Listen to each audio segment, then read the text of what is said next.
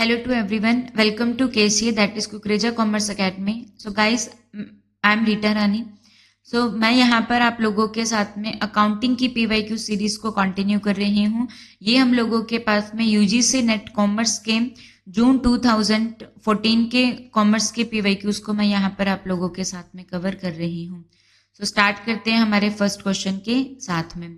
सो क्या क्वेश्चन आप लोगों के पास में, ए पार्टनर है फर्म के अंदर, ठीक है, जहां पर वो क्या करता है, ड्राइंग करता है 500 की regularly on 16th of every month. तो आप लोगों को बहुत अच्छे से बताया हुआ, इसको इसके अंदर हमको क्या निकालना होता है, टाइम पीरियड निकालना होता है. ओके तो हमें बहुत अच्छे से क्लियरली पता है. इसका फॉर्मूला जो रहता है वो आप लोगों के पास में क्या रहता है, time left after first drawing, time left after first drawing के बाद में कितना टाइम बचा है, प्लस में time left after last drawing, time left after first drawing, time left after last drawing. उसको किससे डिवाइड कर दिया जाता है, 2 से डिवाइड कर दिया जाता है. तो मंथ के मिड में निकाल रहा है, तो पहली ड्राइंग सपोज उसने 15 जनवरी को निकाली, तो कितना टाइम बाकी रह गया, 11.5 महीने. और एक उसने 15th ऑफ दिसंबर को निकाले, तो कितना टाइम बाकी रह गया, हाफ मंथ. तो इसको 2 से डिवाइड कर दिया जाएगा, तो ये आप लोगों के पास में कितना आ जाएगा, 6 मंथ आ जाएगा. अगर मिड में निकालता है तो 6 मंथ आता है, ठीक है. अगर स्टार्टिंग के अंदर वो क्या करता है, विड्रॉल करता है, तो ये आप लोगों के पास में 6.5 मंथ आ जाएगा. और अगर एंड में विड्रॉ करते हैं तो ये आप लोगों के पास में कितना हो जाएगा, 5.5 मंथ आ जाएगा. ओके, तो यहाँ पे 6 मंथ आप लोगों का आंसर हो जाएगा. So move to the next question.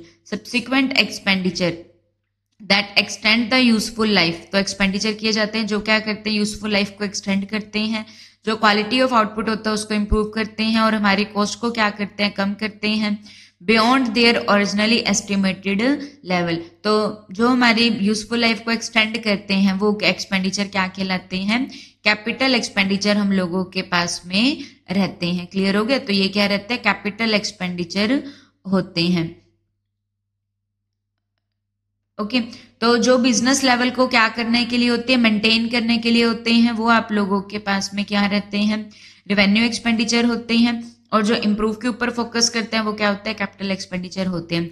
Deferred revenue expenditure ऐसा एक्सपेंडिचर जो है तो कौन से नेचर का, रेवेन्यू नेचर का, लेकिन जो उसका बेनिफिट होता है वो हम लोगों को क्या मिलता है, ज्यादा समय तक मिलता है. तो वो क्या रहते हैं, डेफर्ड रेवेन्यू एक्सपेंडिचर होते हैं.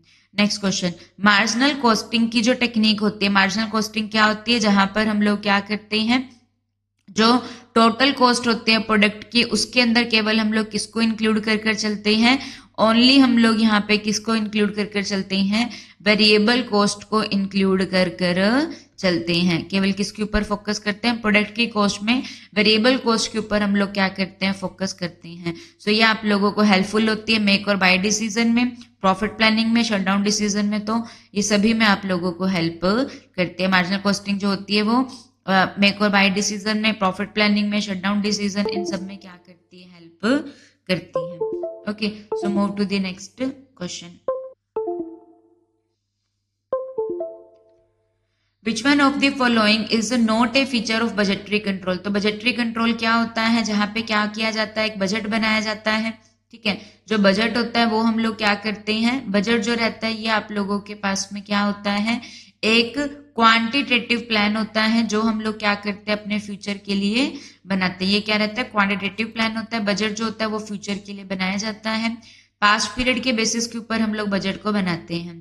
तो बजटरी कंट्रोल का फीचर क्या नहीं है, ओके क्या नहीं है, ये एक टूल होता है मैनेजमेंट को कंट्रोल करने का, ये बात करेक्ट है. ये एक इंस्ट्रूमेंट होता है डेलीगेशन ऑफ अथॉरिटी का.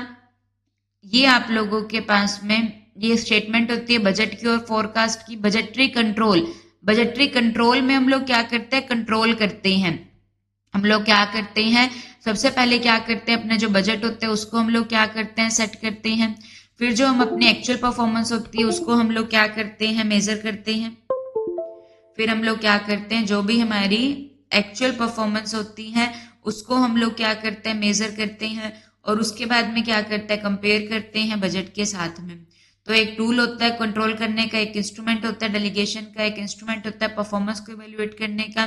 Statement of budget and forecast ये इसका फीचर नहीं है. Okay move to the next question on your screen. The debt equity ratio of a company is 2:1. जो डेट इक्विटी रेशियो है एक कंपनी का वो क्या है 2:1 है। मतलब कि इसके अंदर जो डेट इक्विटी रेशियो का फॉर्मूला क्या होता है, डेट बाय में इक्विटी होता है। सो जो डेट है ये आप लोगों के पास में 200 है, इक्विटी जो है वो आप लोगों के पास में क्या है 100 है। ओके, सो डेट इक्विटी रेशियो जो है वो आप लोगों के पास में इतना है।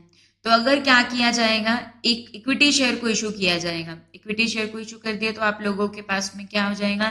तो पहले ना एक इतना बेसिक सा कंसेप्ट आप लोग क्रैम कर लीजिएगा। जैसे कि सपोज अगर ऊपर वाला पार्ट क्या होता है, इंक्रीज हो जाता है। सपोज अगर ऊपर वाला पार्ट इंक्रीज हो जाता है तो ये आप लोगों के पास में क्या हो जाएगा, जो रेशियो होगा वो क्या हो जाएगा, इंक्रीज हो जाएगा।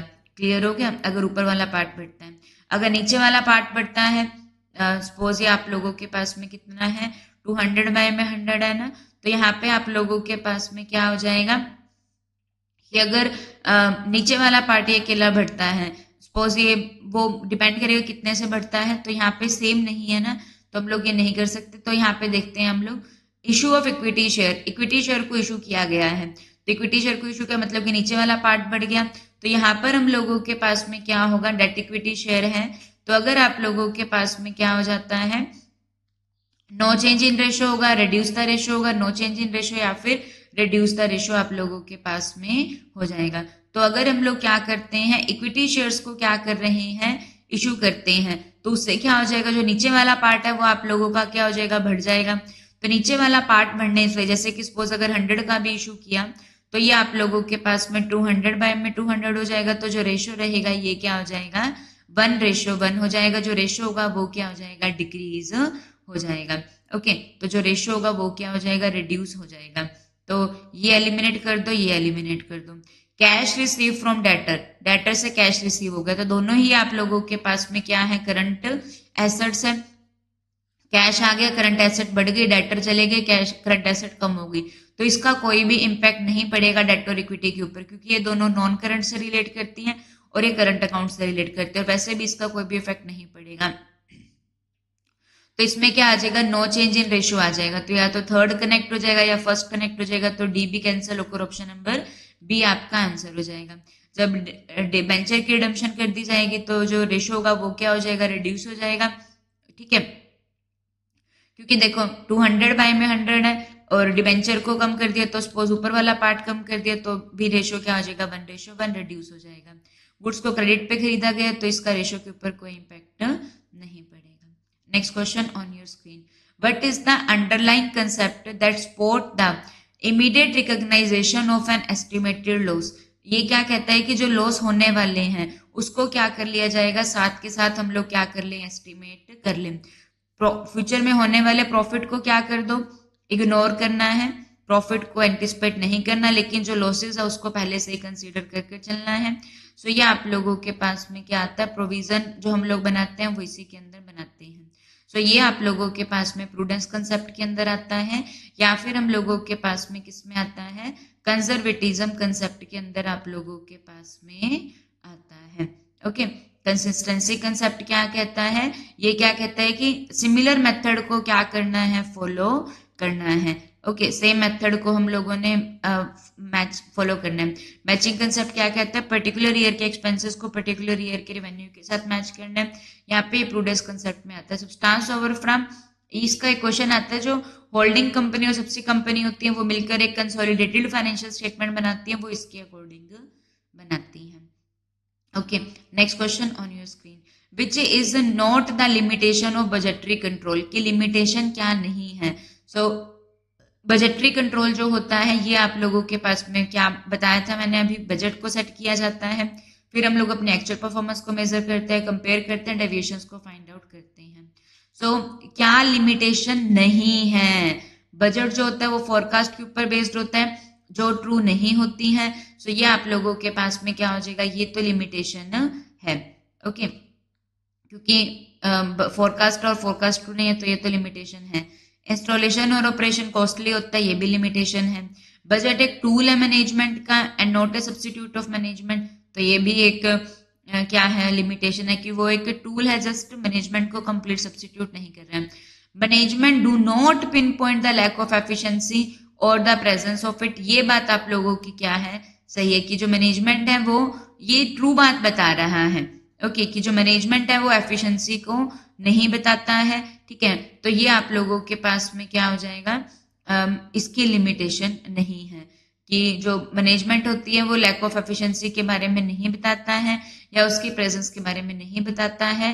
ओके, ये मतलब कि ये इसकी लिमिटेशन नहीं है, मतलब इसका कहने का ये मतलब है कि ये इसकी लिमिटेशन नहीं है कि जो मैंने कि जो बजट है वो, क्योंकि बजट ऐसा काम करता है, बजट जो होता है वो क्या करता है, बताता है कि कहाँ पर एफिशिएंसी कम है, क्योंकि जब हम डेविएशंस को फाइंड आउट करते हैं तो वो बताता है कि कहाँ पर एफिशिएंसी की कमी है। सो ये जो है ये आप लोगों के पास में इसकी लिमिटेशन नहीं है। ओके, क्योंकि बजट ऐसा काम करता है, वो तो बताता है। Okay, next question on your screen. Profit volume ratio of an enterprise is 40%. Okay, तो जो पीवी रेशियो है आप लोगों को बहुत अच्छे से पता है, जो पीवी रेशियो रहता है प्रॉफिट वॉल्यूम रेशियो, उसका फॉर्मूला हम लोगों के पास में क्या होता है, एक हम लोगों के पास में क्या होता है, चेंज इन प्रॉफिट अपॉन में चेंज इन सेल आप लोगों के पास में रहता है, change in profit divided by change in sale multiply by 100, ये हम लोगों के पास में रहता है। ओके, या फिर हम लोगों के पास में क्या फॉर्मूला रहता है, कंट्रीब्यूशन बाय में सेल्स जो रहता है ये आप लोगों के पास में इसका फॉर्मूला होता है।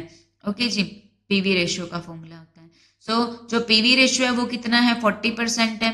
Okay, to offset 10% decrease in selling price how much sale be increased, तो इसका सिंपल सा तरीका करने का कि यहाँ पर हम लोगों के पास में क्या हुआ है, पीवी जो रेशियो है वो कितना है, 40% है, तो 10% डिक्रीज इन ए सेल, जो सेलिंग प्राइस है उसमें क्या होगा, 10% का डिक्रीज हो गया, तो सेलिंग प्राइस में 10% का डिक्रीज हो गया, तो कितने की सेल को क्या किया जाएगा, इंक्रीज किया जाएगा। ओके, तो यहाँ पर हम लोगों के पास में क्या हो जाएगा, मैं आपको सिंपल से तरीके से करके बताती हूँ। सपोज जो पीवी रेशियो है ये आप लोगों के पास में कितना है, 40% है। ओके, तो जो पीवी रेशियो मतलब कि जो कंट्रीब्यूशन है वो आप लोगों के पास में कितना है, 40 है, यही मतलब हुआ ना कि जो सेल है वो आप लोगों के पास में कितने की है, 100 की है, और जो कंट्रीब्यूशन है वो आप लोगों के पास में, क्योंकि यही फॉर्मूला होता है ना पीवी रेशियो का, कंट्रीब्यूशन बाय में सेल, और जो कंट्रीब्यूशन है ये आप लोगों के पास में कितना है, 40% है, तो ये कितना हो जाएगा, 40 हो जाएगा। सो कंट्रीब्यूशन किसके इक्वल होता है हम लोगों के पास में, तो sale minus variable cost is equal to contribution आप लोगों के पास में रहता है। तो यहाँ पर तो सेल आप लोगों की होगी 100, कंट्रीब्यूशन कितना हो गया आप लोगों के पास में, 40%, 40 हम लोगों के पास में आ जाएगा। ओके, तो हम लोगों के पास में हमें फिक्स कॉस्ट यहाँ पर नहीं पता। वैसे इसको सिंपल सा तरीका है करने का, मैं आपको सिंपल से तरीके पे लेके चलती हूँ। जो पीवी रेशियो है वो कितना आप लोगों के पास में 40% है, so to offset 10% decrease in by 10%, तो जो कंट्रीब्यूशन मार्जिन होगा वो भी आप लोगों के पास में क्या हो जाएगा, कम हो जाएगा, क्योंकि सेलिंग प्राइस कम होगा तो ऑब्वियस बात है कंट्रीब्यूशन भी कम हो जाएगा। सो ये आप लोगों के पास में सेलिंग प्राइस में कितना डिक्रीज हुआ, 10% का डिक्रीज हुआ। ओके, और यहाँ पर हम लोगों के पास में सेलिंग प्राइस में कितने का डिक्रीज हुआ, 10 का, पीवी रेशियो कितना है, 40 का, मल्टीप्लाई कर दिया जाएगा किससे, 100 से। सो ये हम लोगों के पास में कितना आ जाएगा, 25% आप लोगों के पास में आ जाएगा। सो ऑप्शन नंबर सी जो रहेगा ये इसका आंसर हो जाएगा। ओके, सिंपल सा है, सिंपल से के ऊपर हम लोग जाते हैं। 10% का क्या हुआ, सेलिंग प्राइस डिक्रीज हुआ, पीवी रेशियो 40%, ऊपर कितना चेंज हुआ था, 40% का मल्टीप्लाई 100, सो 25% आ जाएगा।